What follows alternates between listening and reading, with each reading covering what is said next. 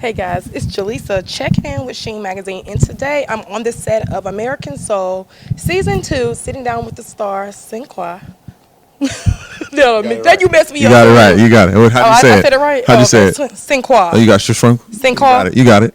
He tried to mess me up, guys. We're sitting down on the set today with Sinqua, and we're talking about Season 2 of American Soul. So now, what are we really going to see portrayed in Season 2 as far as Don Cornelius' life? Because we've seen Season 1 up to a certain point, but his life had a lot of highs, a lot of lows, but, a lot of good times. What are we going to see this season?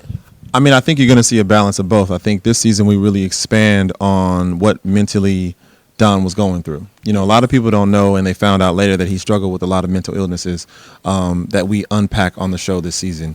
You saw glimpses of it season 1, and in season 2 we're going to dive even deeper. You're going to see how that can actually affect somebody.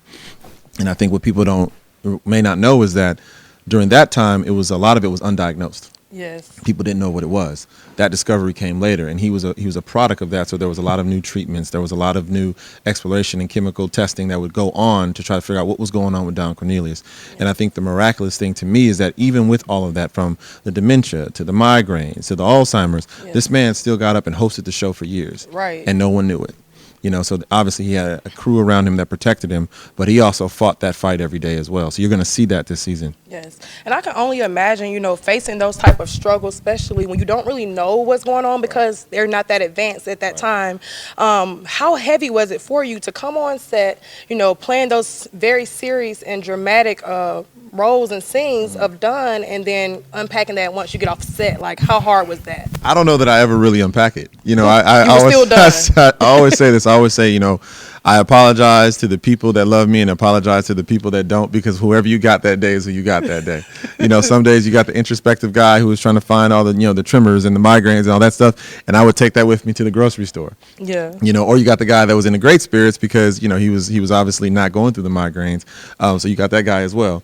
But I think it's been fun to dive in and dive out, and I find it humorous because sometimes, like, our family here, our crew here, like they'll have those moments where they laugh at me because I'm in my own Don bag, or I have little Don moments, and I know that they're laughing. I'm like, I can't break it. We had this scene actually last season where Don is going through something, and a part of it is like his body shakes. Yeah. And we had to reload the camera and change the lens, but I was like, "Ooh, I just found the right body shake. So if I take this off, I won't get it back."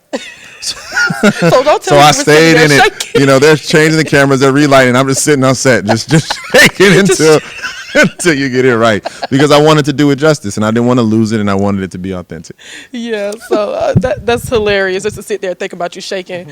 But, with a lot of millennials being able to take a look at this show on BET that weren't around back then, what do you feel that millennials can walk away and really understanding not only about Don, but about the impact of Soul Train? What I always take something different every time I watch Soul Train or I think about Soul Train. I think in this conversation that we're having, I would say just look at his proficiency in entrepreneurship.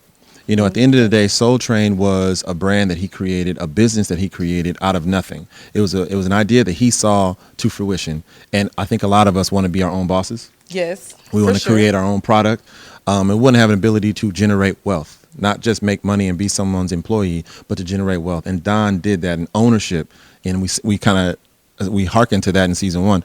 Ownership is the way to do that. So if they take nothing else as millennials, you have great ideas, your artistry is a gift, and use that and let it take you as far as you can go in your entrepreneurship. Yes. He just said a word. It was a word, guys. This is Sheen Magazine. I have to wrap it up, but make sure you guys are tuned in to season 2 of American Soul, debuting on BET.